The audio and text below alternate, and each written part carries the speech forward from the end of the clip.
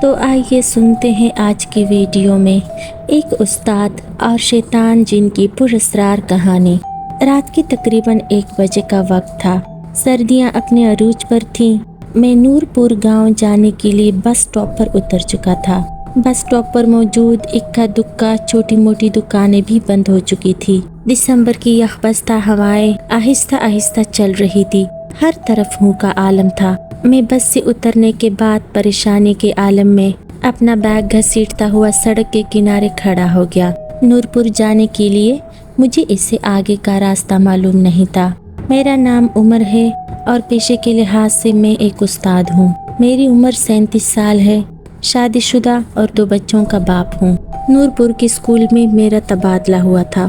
اسی سلسلے میں نور پور پہنچا تھا۔ اسکول کے پرنسپل نے مجھے خط میں بتا دیا تھا کہ اسکول کا چپراسی مجھے بس اسٹاپ پر لینے آئے گا اور وہ مجھے سرکاری رہائش گاہ میں لے جائے گا، مگر وہ بیچارہ شاید میرا انتظار کرتے کرتے واپس چلا گیا تھا۔ نور پور جانے والی ایک بس مجھ سے چھوٹ گئی تھی، سو دوسری بس نے مجھے 1 بجے لا کر یہاں کھڑا کر دیا۔ دھند کی وجہ سے ہر طرف بیابان نظر آتا تھا۔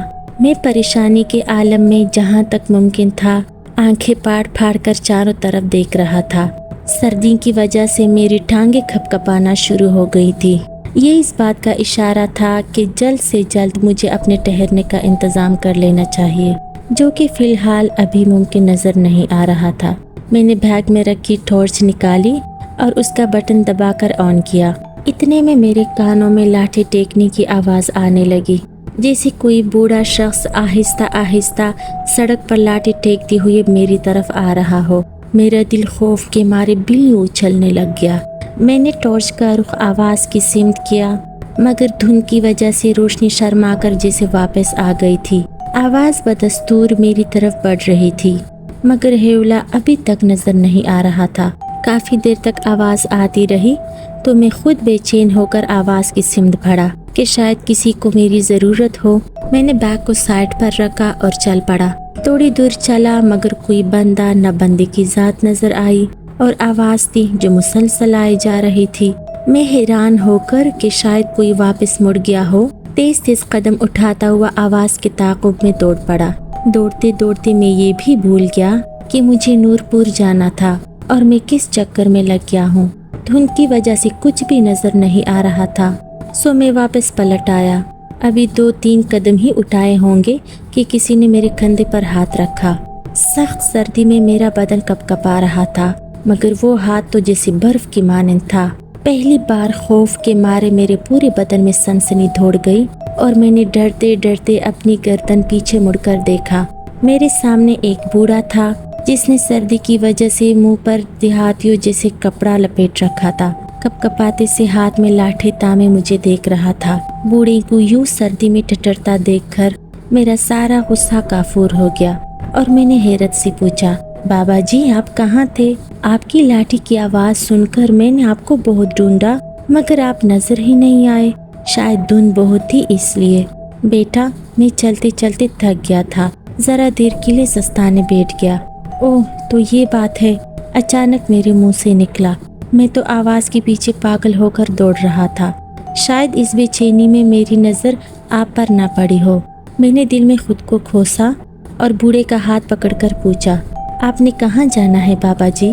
بوڑھے نے سر اٹھا کر میری طرف دیکھا اور کہا، تم اس علاقے میں نئے آئے ہو شاید۔ میں بوڑھے کی نظر اور پہچان کا قائل ہو گیا۔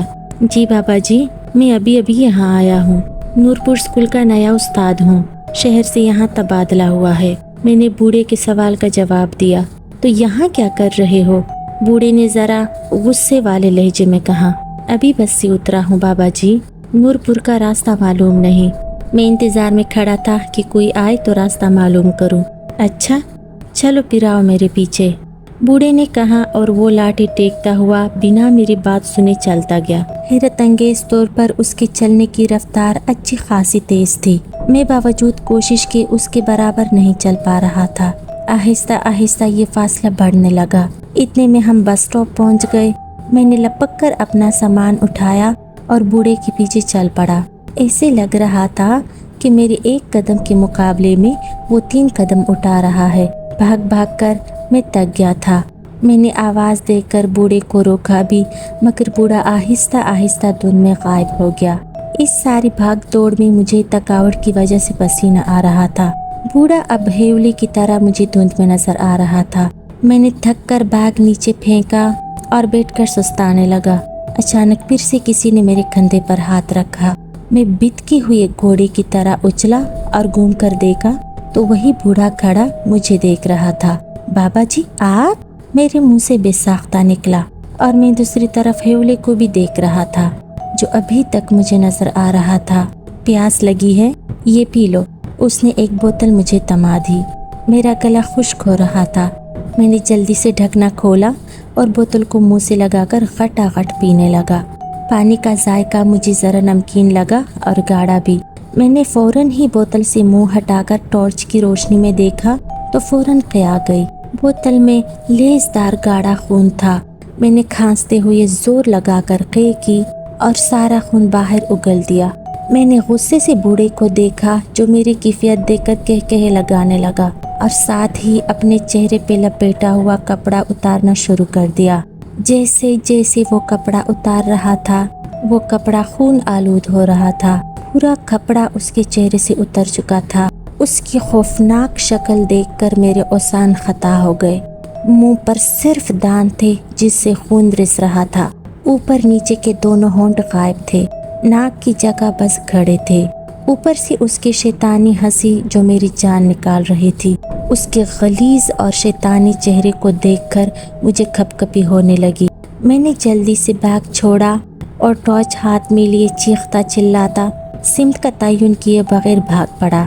بس اتنا پتہ تھا مجھے کہ جہاں بھاگا جا رہا ہوں وہ جگہ جھاڑیوں سے اٹھی پڑی تھی۔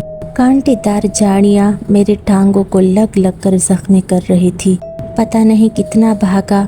جب ٹانگوں میں بھاگنے کی سکت ختم ہو گئی تو کسی چیز سے ٹھوکر کھا کر گر پڑا اور کسی گڑھے میں جا پڑا اور سانس رک کر بسود ہو گیا۔ جب سے بھاگا تھا میں نے پیچھے مڑ کر نہیں دیکھا تھا تو مجھے نہیں معلوم وہ بوڑھا میرے پیچھے آ رہا تھا یا نہیں۔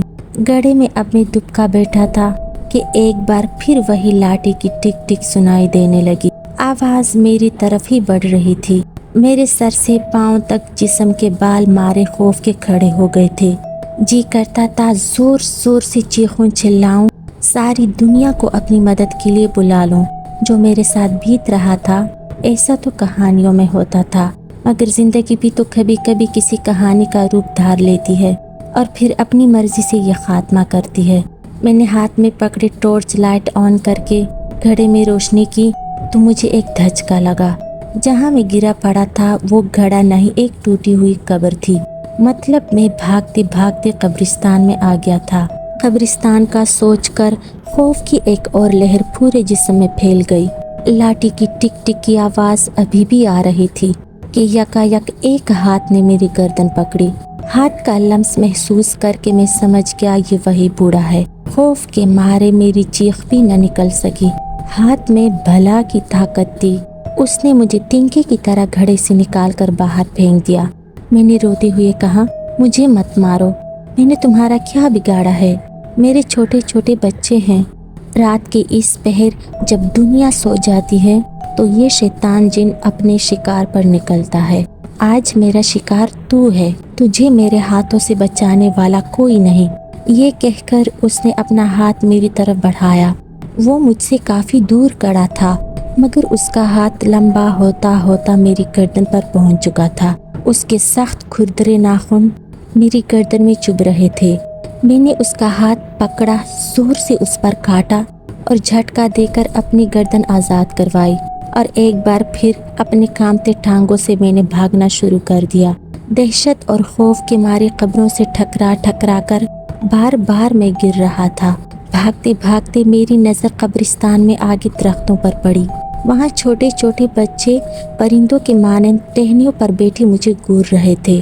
ان کے الوؤں جیسے بڑے بڑے آنکھوں میں بلا کا طلسم تھا جو میری طاقت کو شل کر رہا تھا۔ اسی اثنا میں میرا وجود کسی سے ٹکرا گیا۔ پورا قبرستان میرے منہ سے نکلنے والے چیخوں سے گونج اٹھا۔ میں گر کر اٹھ کر کھڑا ہوا تو سامنے جو دیکھا تو ایک باریش سفید کپڑوں میں ملبوس नूरानी चेहरे वाले बुजुर्ग खड़े थे। मैं जल्दी से खड़ा हुआ और चीखने लगा, मुझे बचा लो, मुझे बचा लो, वो शैतान जिन मेरे पीछे पड़ा है। उस बुजुर्ग ने हाथ की उंगली अपने होंठों पर रखते हुए मुझे खामोश रहने का इशारा किया। इतने में मेरे पीछे वही बूढ़ा लाठी टिक टिक करता हुआ आने लगा।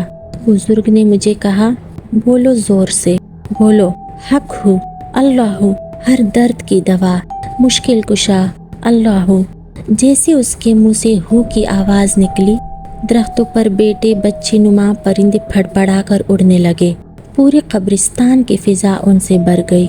बूढ़ा मेरे तकरीबन करीब आ चुका था। बुजुर्ग ने मुझे कहा, दोबारा से बोलो, हक हूँ, अल्लाह हूँ। मैंने ज़ोर से दीवाना वार बोलना शुरू कर दिया, हक हूँ, अल्लाह हूँ, हर दर्द की दवा, अल्लाह हूँ, मुश्किल कुशा, अल्लाह हूँ। उस शैतान जिन के हाथ से लाठी गिर गई। वो सर थामते हुए ज़मीन पर गिर गया और फिर एक गिद्ध की शक्ल इख्तियार कर गया। मेरे हवास विर्द करते करते कंट्रोल में आ रहे थे। दिल की बेचैन धड़कनें पुरसुकून होने लगी थी।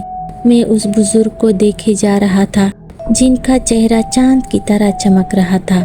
मैंने आगे बढ़कर उनके हाथ छूमने चाहे, मगर वो तो हवा की मानंद खड़े मुस्कुरा रहे थे।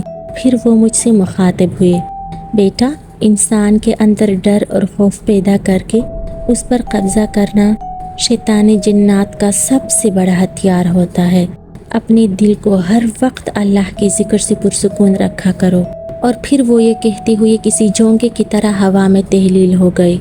अभी मैं उन्हें तहलील होता देख ही रहा था कि मेरे कानों में आवाज़ पड़ी, अल्लाह अकबर, अल्लाह अकबर। फजर की अजान की आवाज़ थोड़े फासले से आ रही थी। मैं आवाज़ की सिमत चल पड़ा। थोड़ी देर बाद मैं एक गांव में दाखिल हो गया जिसके बोर्ड पर नूरपुर लिखा हुआ था। मस्जिद के इमाम साहब से स्कूल के चपरासी का पता मालूम करके उसे अपने लिए अलॉट किया हुआ घर खुलवाया। मेरी हालत देखकर वो परेशान हो गया। मैंने उसको बस इतना कहा कि आवारा कुत्ते रात को मेरे पीछे लग गए थे। सामान वाला बैग भी कहीं गिर गया है। बड़ी मुश्किल से यहाँ पहुँचा हूँ। उसने मुझे अपने घर से कुछ सामान ला कर दी। नहा धोकर मैंने गांव की मस्जिद में नमाज पढ़ी। सुबह का नाश्ता गांव के चौधरी के पास किया। फिर वही चपरासी मेरा बैग तलाश करके ले आया। मैं वहाँ से सीधा स्कूल में गया जहाँ मेरी क्लास के बच्चे अपने नए उस्ताद से मिलने को बेताब थे। इतने में क्लास के बच्चों ने कहा, सबक कहाँ से शुरू करेंगे उस्ताद जी? मैंने कहा, सबक वही से शुरू करेंगे जो आज मुझे मिला है। हक हूँ, अल्लाह हूँ, हर दर्द की दवा, अल्लाह हूँ, मुश्किल कुशा, अल्लाह हूँ।